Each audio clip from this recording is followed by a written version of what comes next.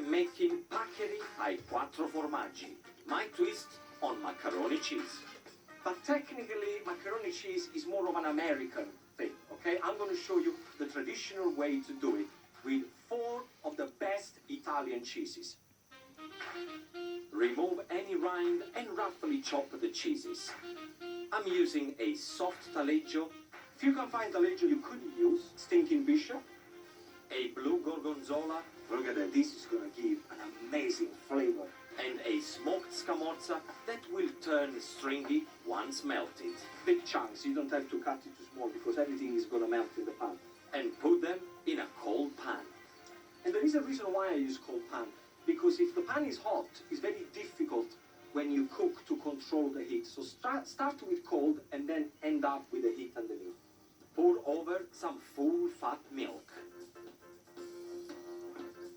Next, add 3/4 of a teaspoon of paprika and a dash of extra virgin olive oil to give it a little extra shine.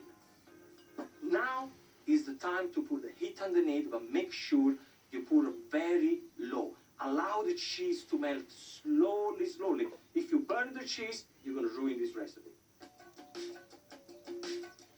This is going to be yummy, I can guarantee you that. As the cheeses are melting, let's cook the pasta. First of all, you need a large pot with loads of water. You need to allow the pasta to move into the water. Rule number 2, the water has to be boiling. Then the bubble will make sure that the pasta doesn't stick. Third and most important rule is salt. See, if you don't put salt, the pasta is going to be absolutely tasteless. Okay, the other ingredients I'm going to add is fresh chive. And I like chive to go in a cheese sauce because it lifts up the dish with fresh flavor, which is very important. Finally chop, put a bit in the sauce, the rest I'll sprinkle on at the end. See, the cheese sauce is actually ready. I still like when pieces of cheeses are not completely melted because that gives texture. And the sauce has to be slightly runny because once we put then the pasta into the sauce, we're going to allow the pasta in the sauce to coat it onto the heat so it doesn't get too dry. And that is the secret how to make the best pasta with cheese sauce. This is perfect. Look at that.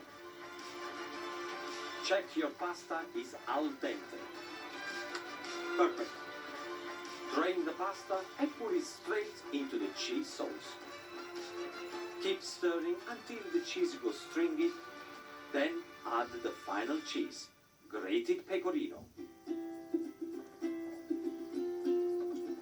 Now, do you remember before you made all the sauce was a little bit runny?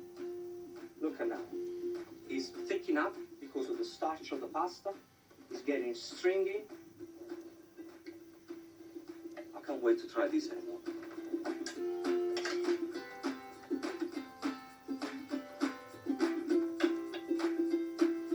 Finish with chopped chives and a little more pecorino cheese.